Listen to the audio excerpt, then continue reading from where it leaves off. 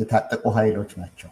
የታጠቁ ኃይሎች ሱዳን ላይ ተገናኝተው አንደኛ እርስ በርሳችን አንታኮስም። ትልቅ ስጋት ነው። ስጋትነቱማ ህወሓት ድሮም ስጋት ነው፣ አሁንም ስጋት ነው። ምሬ ወዳጆም እኛ ከህዝብ ጋር ጦርነት የለንም። ይሄ ለትጥቅ ትግል ላይ ያሉት ያደረጉት አንድነት ነው። አሁን በስልጣን ላይ ያለው መንግስት የኢትዮጵያን መንግስት መቃወማቸው፣ የብልጽግናን መንግስት መቃወማቸው ብቻ ነው አንድ የሚያደርጋቸው። አሁን ይሄ በአጠቃላይ የሚያሳይ የትጥቅ ትግል እያደረጉ ያሉትን እየተባበሩ የትጥቅ ትግል አያዋጣም ብለው የሚያስቡ የፖለቲካ ፓርቲዎችም እየተቀራረቡ በአንድነት መግለጫ እየሰጡ አገር ውስጥ ያሉትን ማለት ነው ሀገር ውስጥ ያሉት በአንድነት መግለጫ እየሰጡ በምርጫ ጉዳይ ላይ በህዝብ ጥቃት ላይ አብረው እየተቀራረቡ እየተናገሩ ነው። ሕዝቅኤል ገቢሳ በጣም የሚገርምህ ኢትዮጵያ 150 ዓመት ታሪክ አላት ብሎ የሚያምን ሰው ነው። ኮዲ ነው የሚቆጥሩት። የለም ማለት በቃ ኢትዮጵያ የፈጠረም የክ ብሎ ነው የሚያምን ነው።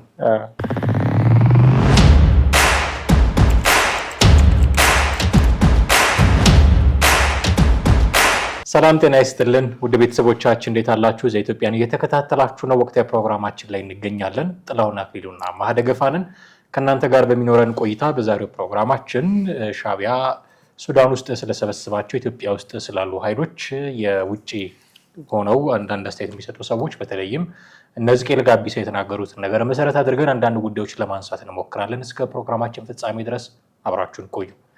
እንዴት ነህ ጥሌ? አለሁ እግዚአብሔር ይመስገን። ሰላም ነኝ። እንዴት ነው አለሁ። ባሳለፍነው ሳምንት ከሰማናቸው መረጃዎች መካከል አንዱ የኤርትራ መንግስት ሱዳን ውስጥ የሰበሰባቸው ሰዎች ኢትዮጵያ ውስጥ የሚንቀሳቀሱ ኃይሎች ነበሩ። 3 ኃይሎች ፋኖ፣ ህወሓትና የኦሮሞ ነጻነት ሰራዊትን እነዚህን ሰብስቦ ዘኢኮኖሚስት ላይ የወጣ መረጃ ነው። እነዚህን ሰብስቦ ውይይት አድርገዋል። ወታደራዊ ዕቅድ ለመንደፍ የተገናኙት የሚል መረጃም ያወጡ አካላት አሉ። ይህንን አስመልክቶ ደግሞ የራሳቸውን ሀሳብ ቅድም እንዳልኩት እነ ሕዝቅኤል ጋቢሳም የሰጡት ሀሳብ አለ። ወደ ሕዝቅኤል ጋቢሳ ሀሳብ ከመምጣታችን በፊት ግን እነዚህ ሰዎች አንድ መሆን የሚችሉ ናቸው። ኦፍኮርስ በሻዕቢያ ጥላ ስር ነው የተሰበሰቡት፣ ግን በራሳቸው ያላቸው ተፈጥሮ አንድ አይነት ግሩፕ እንዲፈጥሩ የሚያደርጋቸው ነው ብለህ ታስባለህ? ጥሩ እንግዲህ አሁን እንግዲህ ይሄ ዜና ማለት እነዚህ ሱዳን ላይ ነው የተገናኙት እና ወታደራዊ ትብብር ለመፍጠር ነው። ሻዕቢያ ነው እንዳሰባሰባቸው ዜናው የወጣው ኢኮኖሚስት መሰለኝ ያወጣው ዜናውን እና ፋኖ፣ ኦነግ፣ ሸኔ፣ ህወሓትና ኤርትራ መንግስት በጋራ በመሆን እዚህ ላይ ግን ኦነግ የትኛው ኦነግ ነው? ያው ሸኔ ኦልሬዲ ትጥቅ ትግል ላይ የገባው ኦነግ ነው። የኦሮሞ ነጻነት ሰው የነ ጃልመሮ ማለት ነው። ያኛው አሁን ሸኔ ራሱ ለወጥ ተከፍሎ ይሄ ጃልሰኝ የሚወራው የጃልሰኝ ነው ወደ ጠይቆ ገብቶ ስለዚህ ሸኔ ነው ያኛው ያው ሸኔ የሚላቸው መንግስት ነው። ራሳቸውን እነሱ የኦሮሞ ነጻነት አይ ኦነግ ምልህ በህጋዊ መንገድ እዚህ ሰላም ነው የነ ዳውድ ኢብሳ ቀጀላ በራሳ በየ ነው። እነሱ ሌላ እንደውም ጥያቄ ከሰሞኑ ከነ ፕሮፌሰር መራራ ጋር ሆነው መግለጫ ወጥተዋል። ደብዳቤ ልከናል ለምርጫ ሲሉ ነበር። ምርጫውን በተመለከተ ይሄ ሌላኛው ወገን እና እነዚህ ኃይሎች አሁን እንግዲህ ፋኖ፣ የኦነግ ሸኔ፣ ህወሓት እና ኤርትራ አንድ ላይ በመሆን ወታደራዊ አንድነት ፈጥረው አሁን በስልጣን ላይ ያለው መንግስት ለማስወገድ ወይም ከስልጣን ለማባረር ነው። የትጥቅ ትግል አይነት ነገር ነው።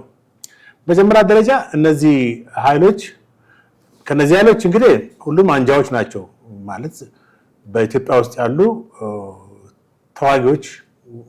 ተዋጊዎችም እንዳትላቸው በአንድ በኩል አሁን ህወሓትን ተዋጊ አትለውም ለማንኛውም፣ ምክንያቱም መንግስት በክልላዊ መንግስት ነው።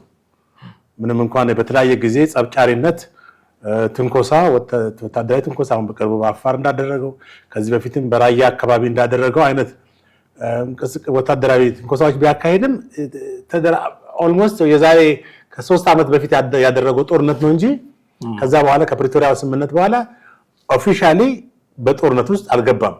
ፖቴንሻሊ ግን ትልቅ ስጋት ነው። ስጋትነቱማ ህወሓት ድሮም ስጋት ነው፣ አሁንም ስጋት ነው። ምክንያቱም ስጋት አሁን ህወሓት ሁሉ ጊዜ አድቫንቴጅስ ራሱ በዛ ውስጥ አሸንፈው የሚጎላበትን የፖለቲካ ቤኔፊቱን ነው ሁሉ ጊዜ የሚመለከተው እና በዚህ ጊዜ እሱ ህወሓት አሸናፊ የሚለው መርህን የሚከተል አይደለም።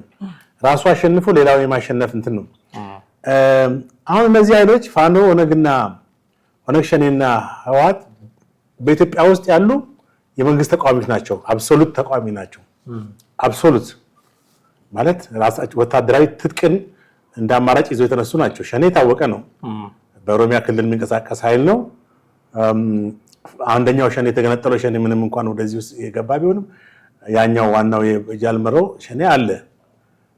በወታደራዊ እንቅስቃሴ ብቻም ሳይሆን ሰላማዊ ሰዎችን በማገት በማፈን በጣም ሚሊዮን ብር በመጠየቅ በተደጋጋሚ ሰላማዊ ሰዎች ላይ ጥቃት ማድረሱ ይታወቃል። ሰዎችን አግቶ 2 ሚሊዮን 3 ሚሊዮን እንደሚጠይቅ ይታወቃል።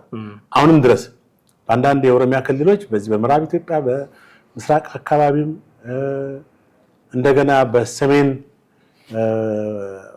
ኢትዮጵያ አካባቢ ያለው ኦሮሚያ ግዛቶች ውስጥ ብዙ እንቅስቃሴዎችን ብዙ የማገት የትራንስፖርት መኪኖችን የማገት የህዝብ ማመላለሻዎችን የህዝብ ማመላለሻዎችን የግል መኪናዎችን አግቶ ገንዘብ የመጠየቅ በጣም ብዙ ነገሮች ፈጽሟል። የሽብር ተግባር ማለት ነው። ባጭሩ ቴሮሪዝም ነው። ፋኖ እንግዲህ ግልጽ የሆነ ቴሮሪዝም ውስጥ ገብቷል ማለት አይቻልም። ትጥቅ ትግል ውስጥ ነው። አሁን ፋኖ አግቶ እንደዚህ ያደረገ የሚባል ነገር አንዳንድ ዘርፊያዎች ተካሂዶ ሲባል ትሰማለህ። በአማራ ክልል አልፎ አልፎ ነው እንጂ በጣም ግልጽ የሆነ በጣም አይናወጣ የሆነ እንትን ሲካሄድ አታውቅም። ነገር ግን አልፎ አልፎ ሰዎች መዘረፋቸውን እንደዚህ መደረጋቸውን ፋኖ እንደዚህ ያደረገ የሚባል አልፎ አልፎ ትሰማለህ። እንደ ኦነግ ሸኔ ባይሆንም ነገር ግን በጣም የለየለት ትጥቅ ትግል ውስጥ እንዳለ ነው የምትመለከተው። ዛት ሚንስ ነፍጥ አንግቦ እየተዋጋ እንደሆነ ግልጽ ነው። አሁን ህወሓት ነው ያለየለት። በአንድ በኩል ክልሉ ሰላማዊ በሆነ መንገድ የክልል ጊዜያዊ አስተዳደር ይዞ የክልል ሰራዊት ይዞ ራሱን ቲዲኤፍ የሚል ትግራይ ዲፌንስ ፎርስ በሚል ትግራይ ዲፌንስ ፎርስ የሚለውም ስም ራሱ በእንትን ውስጥ የምታስገባው ነው። ህገወጥ ነው ስሙ። ከስሙ እንዴት ዲፌንስ ፎርስ እኮ ለመከላከያ ለፌዴራል መንግስቱ የሚሰጥ ለሀገር የሚሰጥ ነው። የክልል ሰራዊት ማለት ይቻላል። የክልል ማነው ፖሊስ፣ ሚሊሻ፣ ፖሊስ። አሁን ያኛው ልዩ ኃይል የሚለውም በጣም አወዛጋቢ ሆኖ ባለፉት 2-3 ዓመታት ምናምን ያው ለፋኖ መነሳትም ዋናው እሱ መሰለኝ። እሱም ስታቢሊቲ ሲሆን ራሱ የክልል እንትን ስህተት እንደሆነ እኛ ድሮ ጋዜጣ ስንሰራ በጣም ብዙ ጽፈንበታል። የተለያየ ባለሙያዎችንም አነጋግረን ትክክል አለመሆኑን ተናግረዋል። እና የክልል ልዩ ፖሊስ የሚለው ኃይል ነው ወያኔንም ለጦርነት ያስገባት እሱ እኮ ነው። 2 ዓመት ሙሉ የክልል ፖሊስ በሚል ሁሉም የኦሮሚያም ክልል ፖሊስ አለ፣ አማራም ልዩ ኃይል አለ፣ የደቡብም ሁሉም እና ኋላ ላይ ወደ ጦርነት ተገባ። እንግዲህ የልዩ ኃይል የሚለው ጣጣ ራሱን አደራጅቶ ፈርጣማ ሲሆን የፌዴራል መንግስት ሊቆጣጠረው የማይችለው አይነት ደረጃ ደረሰ። ከዛ ወያኔ እንዴት እንደገባ ታስታውሳለህ።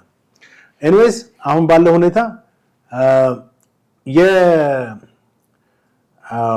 እነዚህ ኃይሎች 3 ኃይሎች ማለትም በኢትዮጵያ በአማራ በትግራይና በኦሮሚያ ያሉ ኃይሎች ከሻዕቢያ ጋር ወግኖ ወታደራዊ ኃይልን በማደራጀት ወደ ኢትዮጵያ መንግስት እንትን ለመዝመት ነው። ምን ያክል እነዚህ ኃይሎች ተስማምተው ገና ለገና ማለት አሁን ስልጣን ላይ ያለውን መንግስት መቃወም ብቻ ሳይሆን በዓላማ በርዕዮተ ዓለም በምትከተለው ፖሊሲ በተለያዩ ነገሮች ቢያንስ 50% መግባባት መቻል አለብህ። እነዚህ እርስ በርስ የሚግባቡ ናቸው ወይ ብለህ ስትጠይቅ አንዳቸውም ከአንዳቸውም እንደማይግባቡ ነው። አንድ የሚያደርጋቸው አንድ ነገር ብቻ ነው።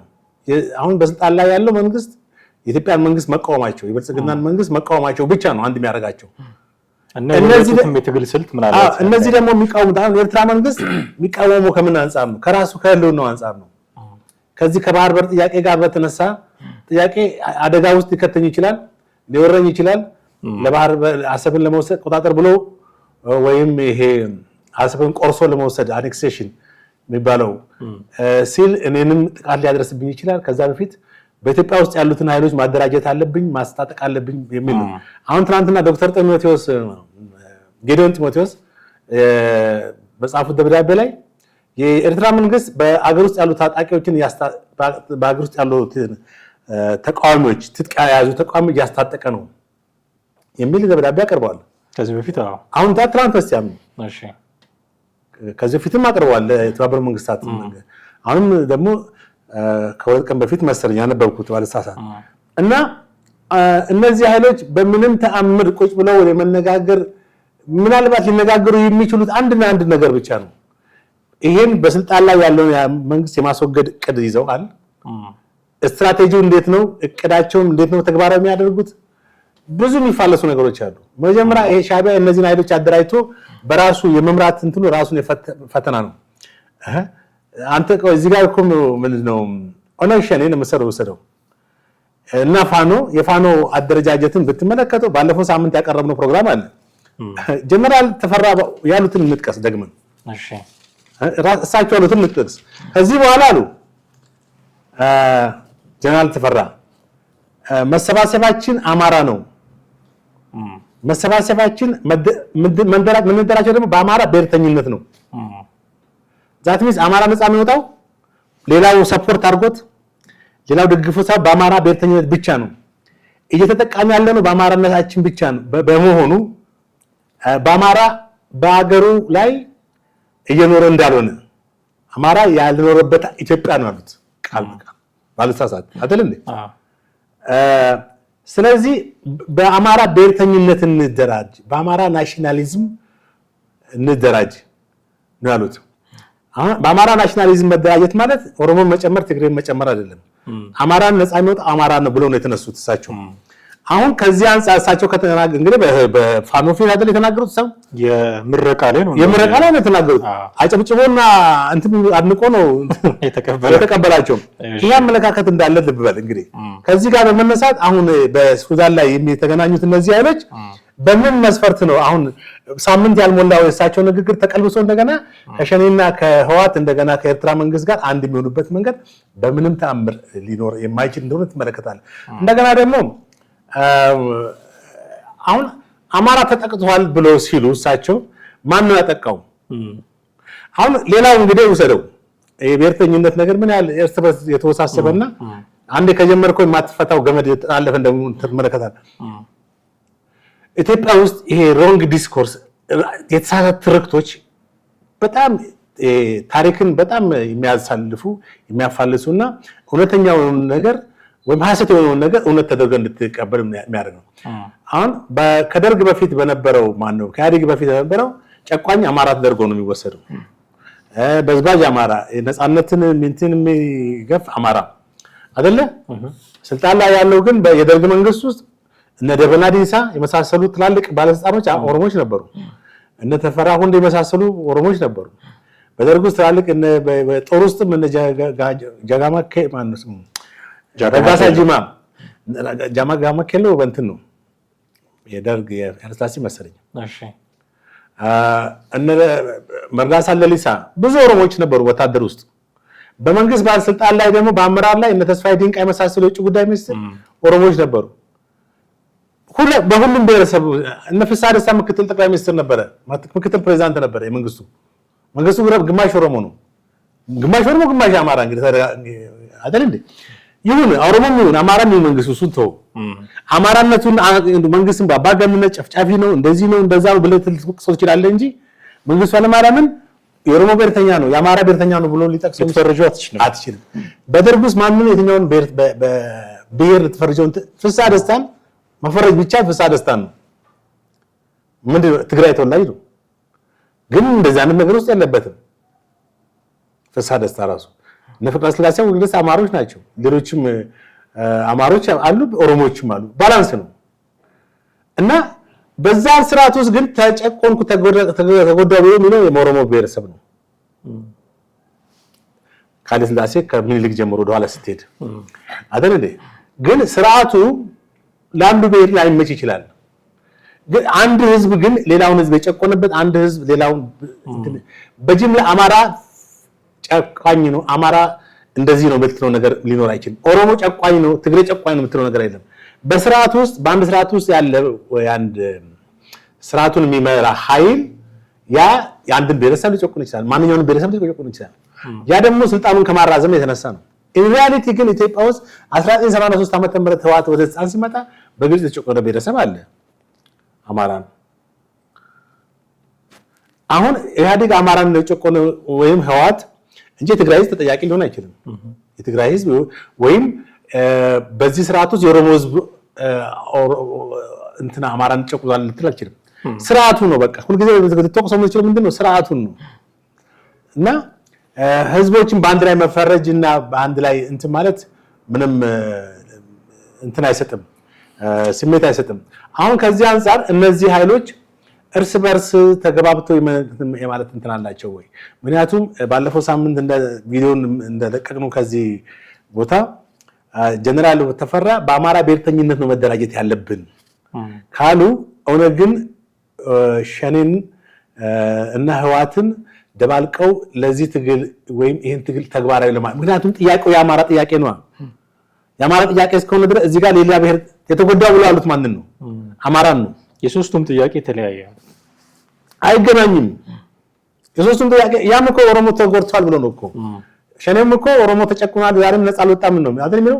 ኦሮሞ ተጨቁኗል ሲል ጨቋኝ የሚለው አካል አለ። ጨቋኝ የሚለው አካል አለ። እነዚህም አማራ ተጨቁኗል ሲሉ ሁሉ ሌላ አይደለም የሚጠሩት እርስ በርስ እኮ ነው። እርስ በርስ ሶስቱም እርስ በርስ ነው። ይሄ አሁን ሸኔ ማን ነው ጨቆኝ የሚለው? አማራውን ነው። አማራው ደግሞ ኦሮሞውን ነው። ትግሬውም ነው አንድ ላይ ትግሬውም ደግሞ አማራውን ነው። እርስ በርስ ነው። ሶስቱ እርስ በርስ የሚጠላለፉት ናቸው። አንዳቸውም የፖለቲካ ይሄ ከብሔር ፖለቲካ ከማንነት ፖለቲካ ውጪ የሆነው የአመለካከት ሪዮትን የሚጠይቀውን የዜግነት ፖለቲካን የሚያራምዱ ኃይሎች አይደል። እነዚህ ሶስቱ ኃይሎች ኤትኒክ ቤዝድ ፖለቲክስ ነው የሚያምኑ።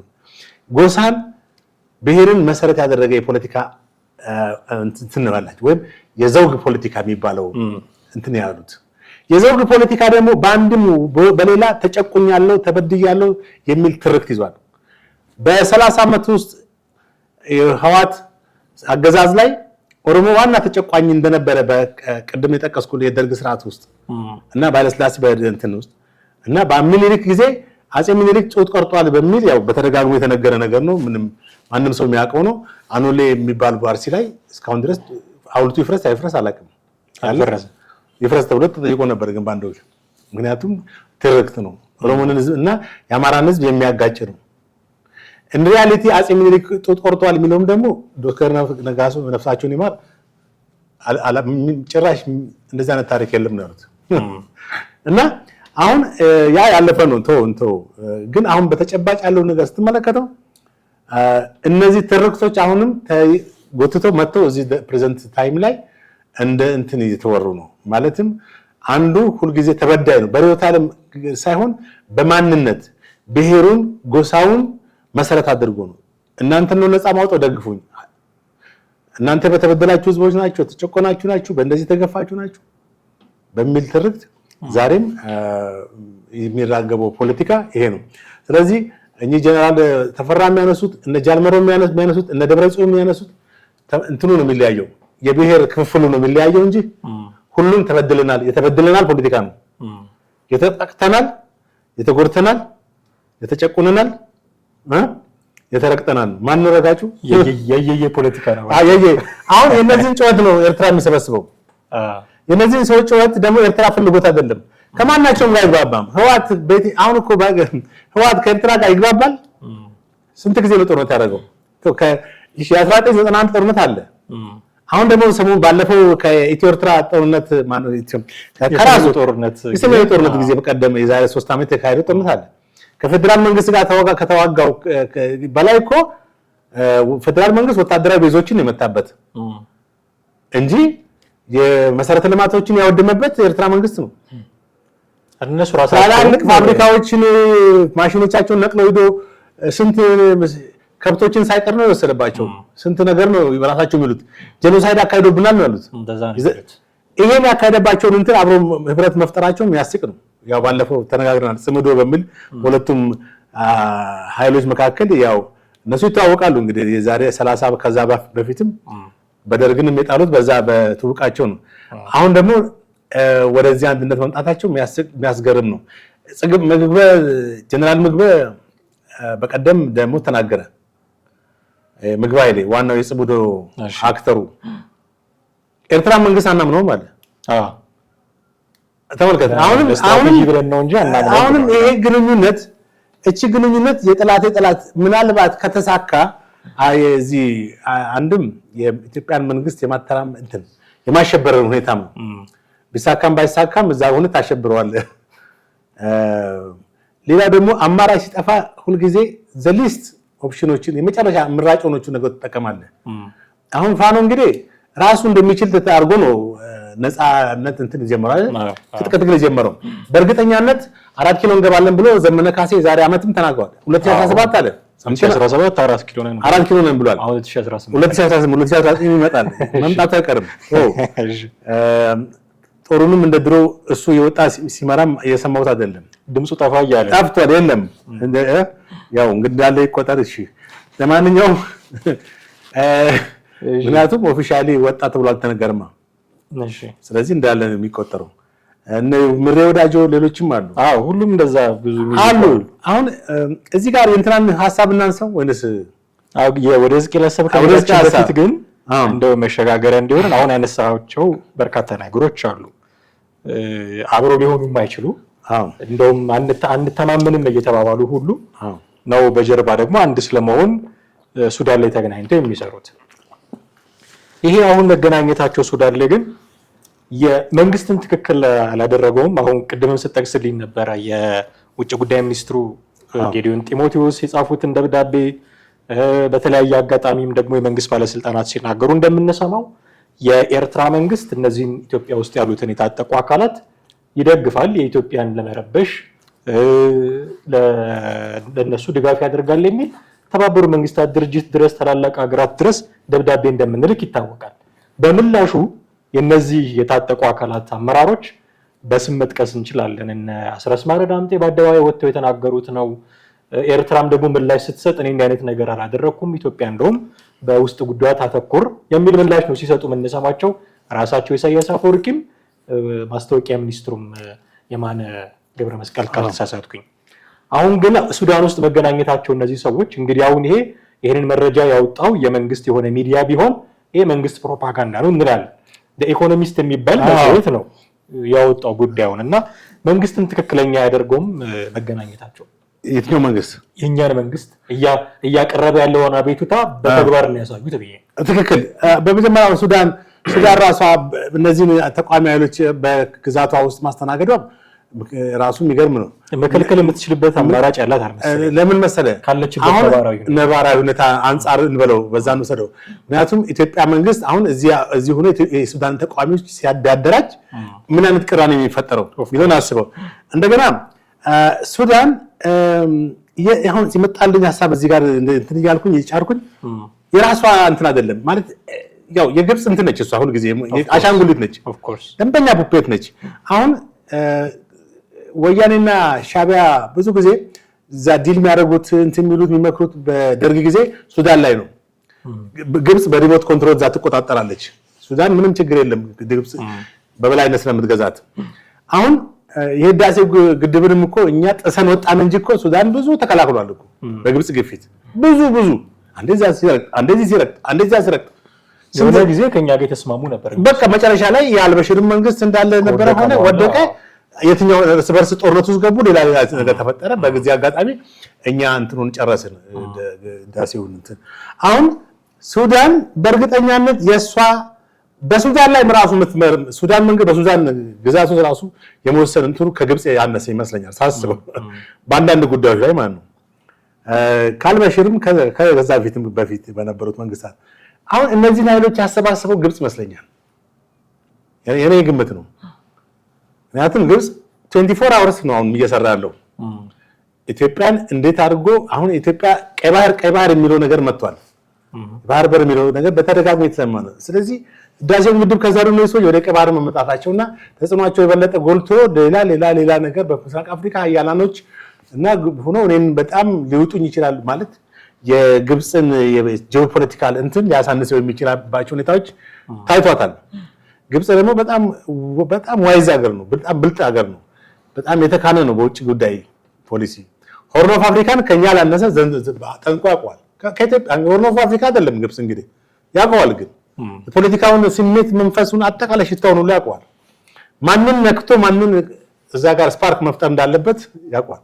አይታል እንግዲህ ሶማሌ የዛን ጊዜ ሶማሌላንድ በመግባቢያ ስምምነት ብላ ኢትዮጵያ መንግስት እሱን ክፍተት ተጠቅሞ ሶማሌ ቶሎ ብለናል ማነው ስሙ ሐሰን ሼህ መሐመድ ከዛ እሱ ሄደ አልሲሲ መጣ ነገሮች ሁሉ እንትናሉ ከዛ በዛም በዚህም ብሎ ብቻ የግብጽ ወታደሮች ሱዳን ሶማሌ ሰፈሩ ዞሮ አላጥም ነጥብ እኮ አይታል አፍተሩ እሱ ነበር ፍላጎታቸው ቢያንስ ኢትዮጵያን እንትን ኮንትሮል ለማድረግ የሚችሉበት ሆርን ኦፍ አፍሪካ ላይ የሶማሌ ውስጥ ጦር ማስገባቸው ወደፊትም ጦር ማስገባት እንደሚችሉ ያውቁታል። አሁን ትንሽ 5000 ካስገባ ለፊት 10000 ጦር ይመረቅበታል። እና አሁን እነዚህን ኃይሎች ማን ያስገባ ካልከኝ በእርግጠኛነት ኢሳያስ የዛኔ ከሁለት ሳምንት በፊት በእንግጦ ወደ ሄዶ ነበር። ይሄን ሐሳብ ሼር አድርጎታል አልሲሲ ብዬ አስባለሁ። ለምን ሱዳን ላይ አትመክሩም? ግብጽ ላይ መምከራቸው ጥሩ አይደለም ለነሱ የገጽታ ግንባታቸውም ይበላሻል። ለግብጾች ግብጽ ጦር ነው ጀመሩ ሊባል ይችላል ወይ ፕሮክሲ ወር አሁን ሱዳን ላይ እንዲነጋገሩ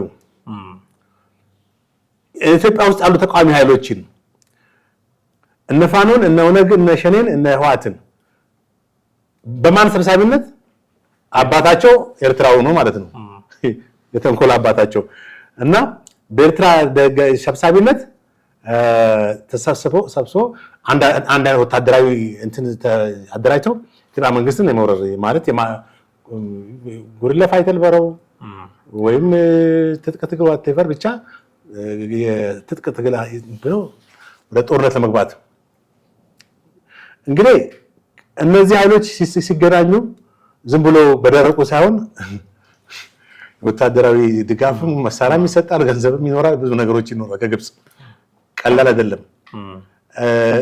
ባጭሩ እነዚህ ኃይሎች ደንበኛ የውጭ ሀገር የባንዳ ስራ ይሰሩ ማለት ነው። የባንዳነትን ስራ ለመስራት ዝግጁ ነን ብለው መግባታቸውን የምትመለከቱ እንግዲህ የኔ ኦፒኒየን ዝም ብሎ ኦፒኒየን ላይሆን ይችላል።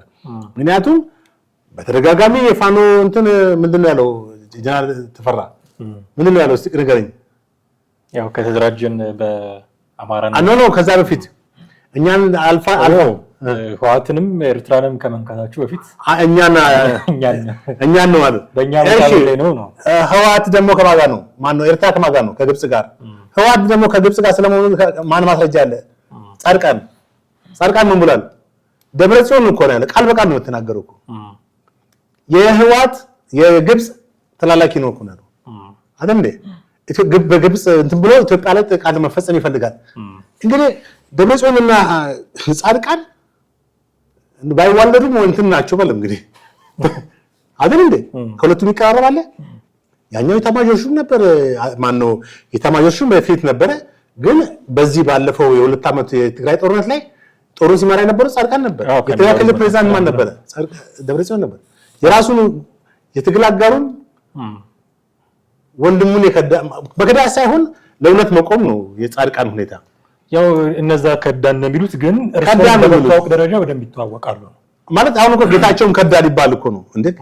ያ ሊሆን አይችልም።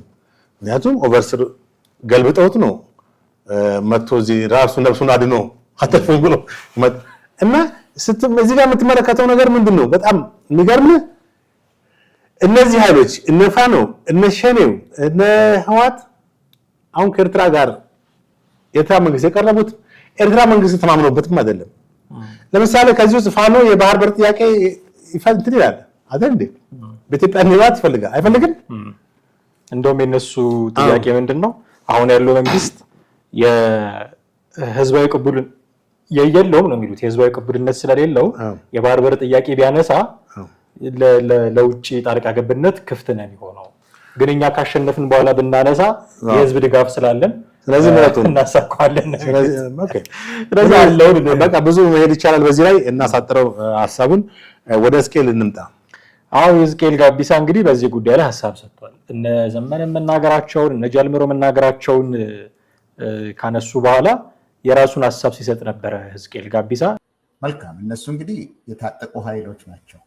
የታጠቁ ኃይሎች ሱዳን ላይ ተገናኝተው አንደኛ እርስ በርሳችን አንታኮስም አንድ ጠላት እያለን እርስ በርሳችን የጎንዮሽ ጦርነት አናደርግም ከዚህ በፊትም ብለዋል፣ ከዚህ በፊትም በመግለጫ ተናግረዋል።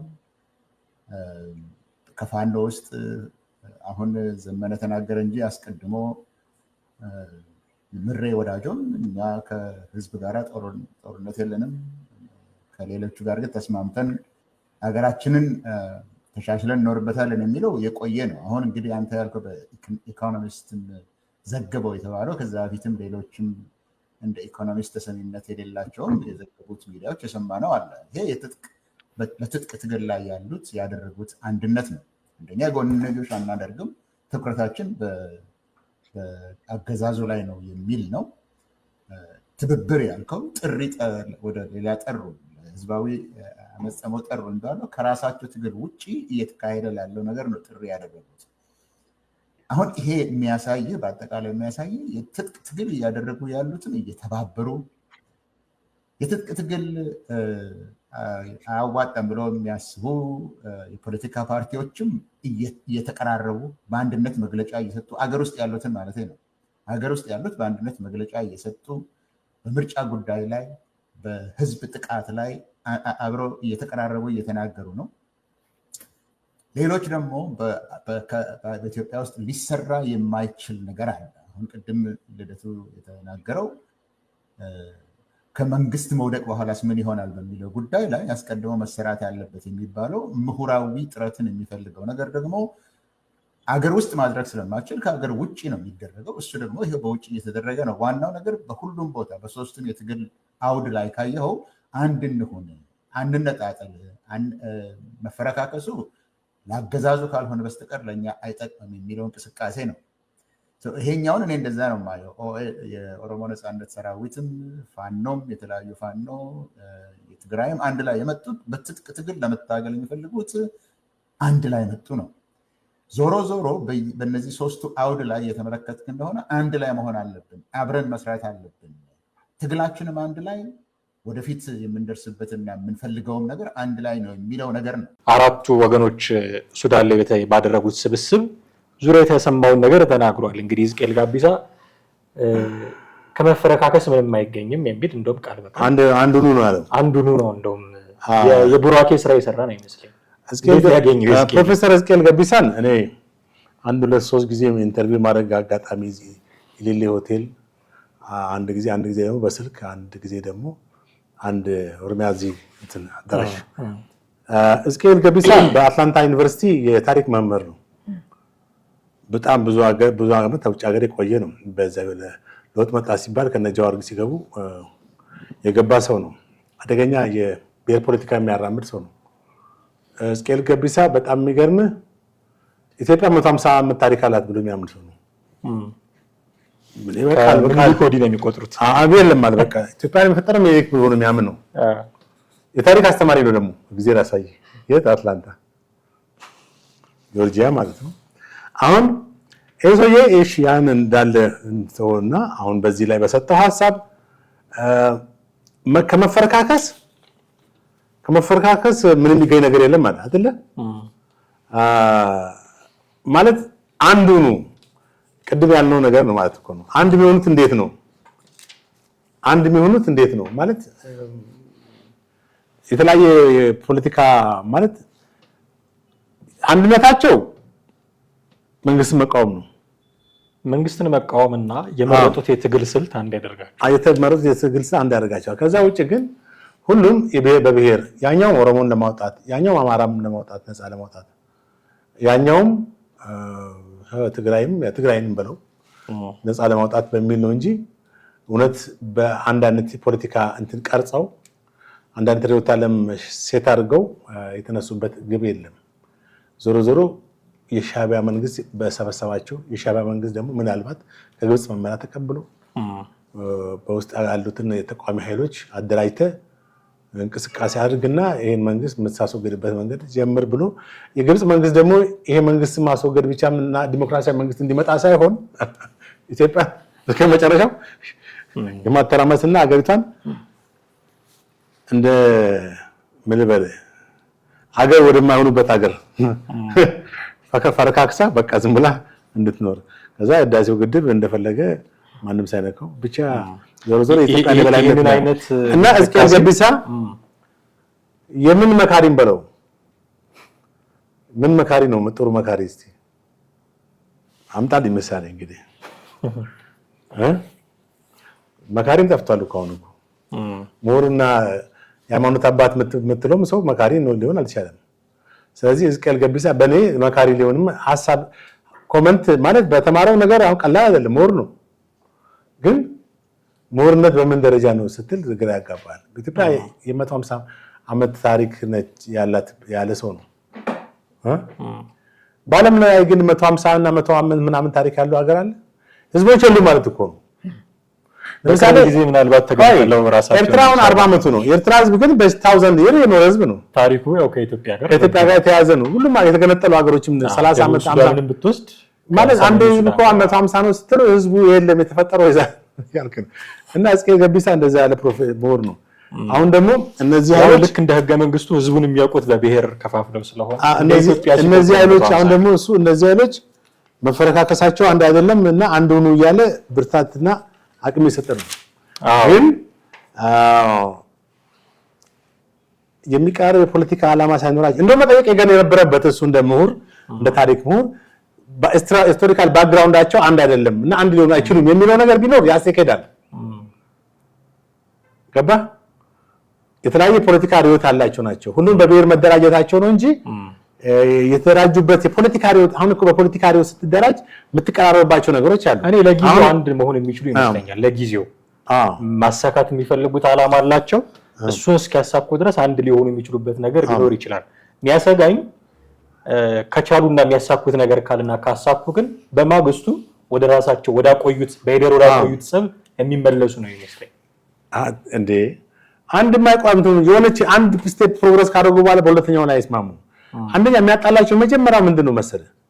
ለምሳሌ ወደ ኮሊሽን በሚመጡበት ሰዓት ወደ አንድ ኮሊሽን በሚመጡ ሰዓት አንድ የጋራ የሆነ የፖለቲካ እንትን ይፈጥራሉ፣ ፖለቲካ ድርጅት ይፈጥራሉ። በዚህ የፖለቲካ ድርጅት ውስጥ ስራ አስፈጻሚ ይኖራል፣ ሊቀመንበር ይኖራል፣ ምክትል ሊቀመንበር፣ ጸሐፊ ምናምን። ይሄ በሚመረጥበት ጊዜ ነው የሚፈርሱት። የስልጣን ክፍፍል በዛ ነው። ማን ይመረጣል? ጃልማሩ ነው የሚመረጠው፣ ዘመኑ ነው የሚመረጠው፣ ደብረጽዮን ማን ይሁን በሚለው ማን የመጀመሪያው ቀን ነው የሚወድቁት። አይሆንም። ምክንያቱም በተሞክሮ የኢትዮጵያ ፖለቲካ ፓርቲዎች ከቅንጅት ጀምሮ ስትመለከተው ተዋሃዱ ሲባል በሚቀጥለው ቀን እኛ እኮ ዛኔ ተዋሃዱ ብለን ሰርተን ተፈረሱ ደግሞ የሚለውን ለመስራት ሌላ ጣጣ ህዝቡ ዛኔ ወይ ተሰባበሩ እኮ አላቸው። ወይ ተሰባበሩ አንደኛው እና መልህ እኔ በፌር የሆነ ኮመንሰት በጭራሽ አንድ ሊሆኑበት የሚችሉበት ነገር የለም። ሕዝቅኤል በምርጫ ጉዳይ ላይ በህዝብ ጥያቄ ላይ በምናምን ላይ አንድ አይነት ምንድን ነው ያለው? እስቲ ፖይንቱ ሲተናገረው አይ በእነዚያ አሁን ባነሳቸው ጉዳዮች ላይ ሊስማሙ የሚችሉ ናቸው። አብረው ደግሞ ከሰሩ ማሳካት የሚችሏቸው ናቸው። ምን አሁን እሱ ይሄን ሲናገር ማለት አትሊስት ተሞክሯቸውን አይቶ የሆነ ኦነግ ሸኔና ፋኖ ከዚህ በፊት አብረው የሰሩበት ጉዳይ ኖሮ ህወሓትና ፋኖ አብረው የሰሩበት ጉዳይ ኖሮ ወይም ህወሓትና ሸኔ ህወሓት ከሸኔ ጋር አብረው ሰራ ከተባለ መቼ ነው ካልከኝ አንድ ቀን ሰርቷል። እውነት ለመናገር ታሪክን ማንሳት ካስፈለገ የቅርብ ጊዜ ታሪክ ማለት ነው። የዛሬ 10 ዓመት ጠቅላይ ሚኒስትሩ ማን ነው 2010 የዛሬ 8 ዓመት ስልጣን ሲይዙ ሁሉንም ግቡ አላሉም። ያው ጤናማውን መብቱንም ነበር ይዛ አስገባው። ሸኔ በአስመራ በኩል ገብቷል። ህወሓት አልተቀበለውም። ምን ይመስል ድግስ ደግሶ እና አቦይ ሰባት ከነ ጃልመሮ ጋር ሲጎራረሱ እና ያ ነው በቃ አንድ ከሆኑ ከተባለ ያቺ የምሳ ግብዣ። ከዛ ውጪ ሸኔን ኦነግ ሸኔና ህወሓት ስንት ታሪክ አላቸው። ኤርትራ እንዲገባ ያደረጋቸው ህወሓት ነው። ኤርትራ እንዲገቡ ያደረጋቸው ህወሓት ነው ማለት ህወሓት መራሹ ኢህአዴግ ከገባ በኋላ ነው ከኦነግ ጋር ኤርትራ በረሃ ሄዶ መዋጋት የጀመረው። ትክክል። አዎ ምን 83 ዓመተ ምህረት እንደውም ታሪኩ እንዳይጠፋብን እንጂ መለስ የዛኔ የሰራቸው ስራ እጅ ስጡ ምናምን ብሎ የታሰሩም አሉ። ከዛ በኋላ ነው እነ ሌንጮ ለታ እነ ዳውድ ነጋው የሚባሉት ሁሉ ጥሎ ወጡት እና ኢብሳ ነጋው አንደኛው ገላሳ ዲልቦ እነ ምናምን የሚባሉት የዛኔ ነው ጥሎ ወጡት። እንግዲህ 83 ስለዚህ ዞሮ ደግሞ ሊገጥሙ ነው እንትን በተሸነፈ ኃይል እንደገና ብቻ ዞሮ ዞሮ የሚያስኬድ አይደለም። ከዛ ይልቅ ግን አሁንም የመጨረሻ ሀሳብ እንደው በዚህ ጉዳይ ላይ ሰላማዊ ትግል ከምንም በላይ ኃይል አለው። በሰላማዊ ትግል ምናልባት እድሜ አጭር ጊዜ አታመጣም፣ ለነገሩ ትጥቅ ብትይዝም አታመጣም ምንም። ነገር ግን ሰላማዊ ትግል በሂደት ብዙ ነገሮችን ግን የምታደርግባቸው ነገሮች ይኖራሉ። ሰላማዊ ትግል መታገል ራሱ በራሱ አንድ የፖለቲካ እንትን በጣም ትልቅ ነገር ነው እና ወደ ሰላማዊ ትግል ማለት ወደ እንትን ቢመጡ የተሻለ ነው። አሁን ባለፈው ታንዛኒያ ላይ ተደራድሯል አይደለ? በዛው ውስጥ አሁን ያነሳቸው ጥያቄዎች በጣም በጣም የሚያሳዝኑ ናቸው። ግዛት ተሰጠኝ እኮ ነው ያለው። መንግስት ነው ያለው። ተመልከት ሸኔ አሁን ፋኖስ አሁን እንደዚህ ኮሊሽን ፈጥረው ጥያቄ ሰላማዊ ጥያቄ ቢያቀርቡ ጥሩ ነው። እነ ዘመነ ካሴም አሁን እነዚህ ሶስት ኃይሎች ወታደራዊ ኃይል ከማደራጀት ይልቅ ሶስቱም በአንድ ላይ የሆነ አንድ ፖለቲካ ድርጅት ሶስቱን የሚያግባባቸውን ፈጥረው ልክ እንደ ኢህአዴግ ይባል እንደነበር በቃ ጥያቄያችን ይሄ ነው ብለው ለመንግስት ቢያቀርቡና በሰላማዊ መንገድ ወደ ድርድር ቢመጡ እጅግ የተሻለው ነገር ይሄ ነው። ኤርትራንም ባያስገቡ ኤርትራ መንግስት ምክንያቱም አሁን እሱ ቀይ እንትን ውስጥ ነው ያለው፣ ራሱ ኮማ ውስጥ ነው ያለው።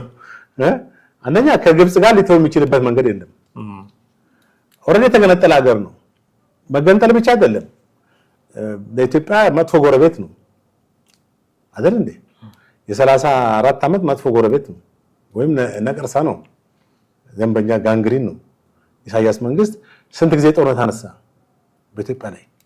አንድ የሚታወቀው የ91 ጦርነት ብቻ አይደለም፣ ብዙ ጊዜ ጦርነት ተነስቷል እኮ ማለት ኦፊሻሊ የማይታወቁ ጦርነት ትንኮሳዎች ነበሩ ነበሩ። የኤርትራ መንግስት መቼ አርፎ ያውቃል በኢትዮጵያ ላይ? እና አሰብ ወደብን የሚያክል ወደብ እንግዲህ ነጥቆን አንልም ሰጠነውም ብለው እንጂ አልነጠቀንም። እና ዞሮ ዞሮ የነዚህ ኃይሎች እንትን የትም አያስኬድም ባጭሩ። እንግዲህ በርካታ ነገሮች ልናነሳበት የምንችለው ነው፣ ግን ካለን ሰዓት አንጻር እዚህ ላይ ማብቃት ይኖርብናል። እጅግ አድርጌ አመሰግናለሁ ጥዴ። ውድ ቤተሰቦቻችን እናንተም ከኛ ጋር ነበራችሁ ቆይታ እጅግ አድርገን እናመሰግናችኋለን። የዛሬው ፕሮግራማችንን እዚህ ላይ እናበቃለን። ጥላሁን አክሊሉና ማደገፋ ነበርን። በርካታ አስተያየቶች እንደሚኖራችሁ እንጠብቃለን። የትኛውንም አስተያየቶቻችሁን በስልክ መስመራችን በመደወልና ከታች ባለው ደግሞ ሳጥን በማድረግ ልታጋሩን ትችላላችሁ። ለሚቀጥሉት ፕሮግራሞቻችን ግብአት ይሆናል። እሱን ማድረጋችሁን አትዘንጉ እያልን እዚህ ላይ እንሰናበታችኋለን። ጤና ይስጥልን።